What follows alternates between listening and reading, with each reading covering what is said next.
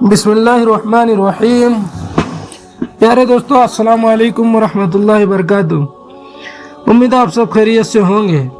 پیارے دوستو، قرآن مجید میں اللہ تبارک تعالیٰ نے ارشاد فرمایا ہے، کل نفس ذائقۃ الموت، یعنی ہر جاندار کو موت کا مزہ چکھنا ہے۔ یعنی کائنات کے ہر جاندار کے لیے اللہ پاک نے موت اور جگہ متعین کر رکھی ہے، اور اس سے کسی کو چھٹکارا نہ ملے گا اور نہ ہی کوئی اس سے بھاگ سکے گا۔ اس لیے ابلیس شیطان کو بھی ایک دن موت آئے گی، لیکن وہ دن کون سا ہوگا، اور کیا شیطان کو موت کے عالم میں تکلیف ہوگی، اور شیطان کی قبر کہاں پر بنائی جائے گی، اور شیطان کتنے عرصے تک موت کی نیند سوتا رہے گا، اور شیطان کی روح کس قدر سختی کے ساتھ نکالی جائے گی، اور اسے موت کے وقت کتنی تکلیف دی جائے گی۔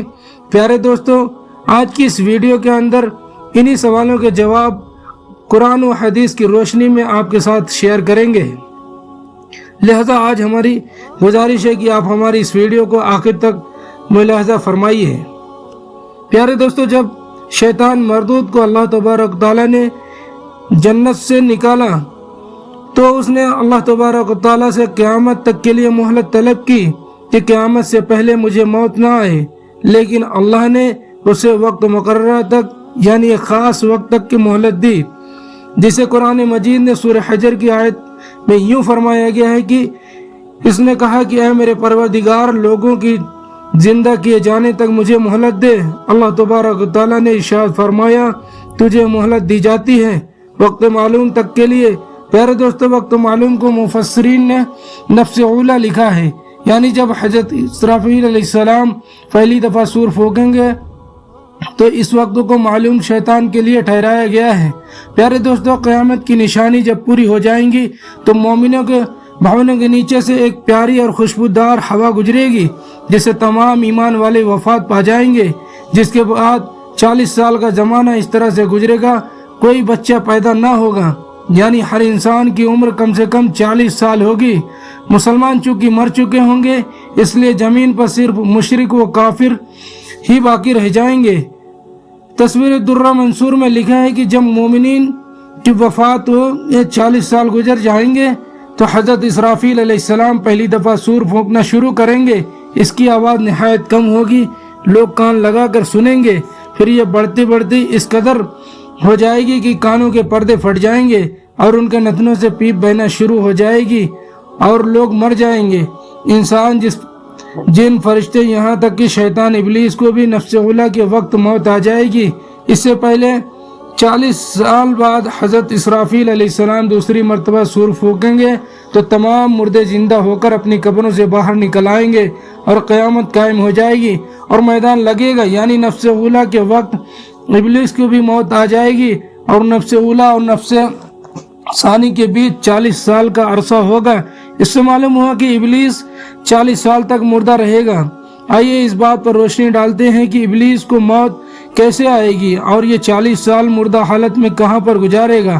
حضرت احنف بن قیف رضی اللہ تعالیٰ عنہ فرماتے ہیں کہ حضرت عمر رضی اللہ تعالیٰ عنہ سے ملاقات کے لیے ایک مرتبہ مدینہ منورہ میں جانا ہوا۔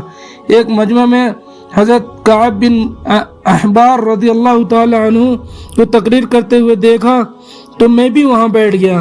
اس وقت آپ رضی اللہ تعالیٰ عنہ ارشاد فرما رہے تھے کہ جب حضرت آدم علیہ السلام کی موت کا وقت آیا تو آپ پریشان ہوئے اور اللہ تبارک تعالیٰ سے عرض گزار ہوئے، یا اللہ، میری موت سے میرا دشمن یعنی ابلیس اس وقت بہت زیادہ خوش ہوگا، کیونکہ میں تو مرنے والا ہوں اور اس کو تو قیامت تک کے لیے زندہ رہنا ہے۔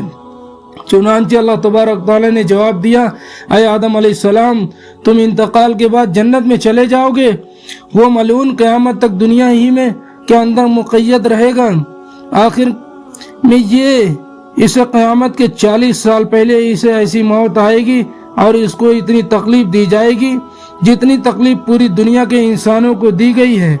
حضرت کعب رضی اللہ تعالی عنہ مزید ارشاد فرما رہے تھے کہ حضرت آدم علیہ السلام نے ملک الموت سے فرمایا کہ مجھے ابلیس کی موت کا منظر بیان کرو۔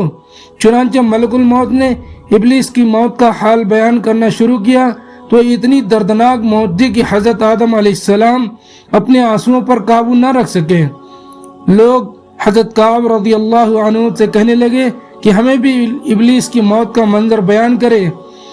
لوگوں نے بیضا فرمائش پر حضرت کعب رضی اللہ عنہ ابلیس کی موت کا منظر یوں بیان فرماتے ہیں کہ اللہ تبارک و تعالی ملک الموت سے فرمائے گا میرے غضب اور غصے کا لباس پہن کر جاؤ اور ابلیس کی روح قبض کرو اور ابلیس کے تمام انسانوں اور جناتوں سے زیادہ سختی کرنا۔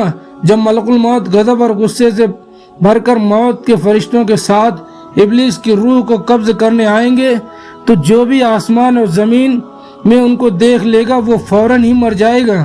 چنانچہ جب ملک الموت ابلیس کے پاس پہنچیں گے تو وہ دہاڑے مار مار کر روئے گا۔ پھر شیطان کو موت کی تکلیف دی جائے گی جو کہ ساری مخلوق کی موت کی تکلیف سے بھی زیادہ ہوگی۔ ابلیس گھبرا کر مشرق کی جانب بھاگے گا تو کبھی مغرب کی جانب بھاگے گا، لیکن ہر طرف اپنے سامنے ملک الموت کو پائے گا۔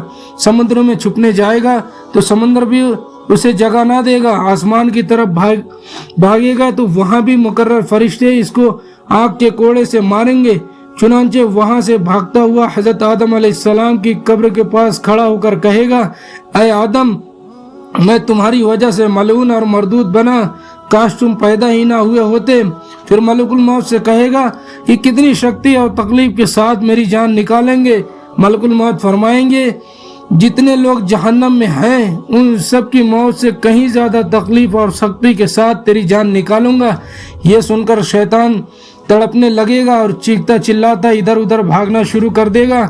اسی جگہ پر پہنچ جائے گا جہاں اس نے جنت سے نکلنے کے بعد پہلا قدم رکھا تھا۔ چنانچہ اس وقت وہ جگہ آگ کے انگارے کی طرح سرخ ہو چکی ہوگی، زمین چنگاری کی طرح ہو جائے گی اور یہ فرشتے اس کو گھیر لیں گے اور جمبوروں اور آروں سے چیریں گے جب تک اللہ تبارک تعالیٰ چاہے گا۔ اس وقت تک موت کے غصے کا شکار رہے گا اور تڑپا کر اس کی جان نکالی جائے گی۔ حضرت آدم اور حضرت حوا سے کہا جائے گا، ذرا اپنے دشمن کو دیکھو کہ کس طرح ذلت کے ساتھ مر رہا ہے۔ وہ یہ دیکھ کر کہیں گی کہ یا اللہ، تو نے ہم پر اپنی نعمت مکمل فرما دی۔ ان جہنمی گڑھوں میں ابلیس 40 سال تک مردہ رہے گا اور یہی اس کی قبر ہوگی۔ پھر 40 سال کے بعد حضرت اسرافیل علیہ السلام دوبارہ سور پھونکیں گے تو تمام مردے زندہ ہو جائیں گے اور حساب کتاب کا سلسلہ شروع ہوگا، جس کے بعد شیطان لعین کو جہنم کے اندر بھیج دیا جائے گا اور وہاں اپنے چاہنے والوں کے ساتھ ہمیشہ ہمیشہ عذاب میں گرفتار رہے گا۔ اللہ تبارک تعالیٰ سے دعا ہے کہ اللہ تبارک تعالیٰ ہمیں اس دنیا سے ابلیس لعین کے سر سے محفوظ رکھے۔ وآخر دعوانا والحمد للہ رب العالمین۔ السلام علیکم ورحمۃ اللہ وبرکاتہ۔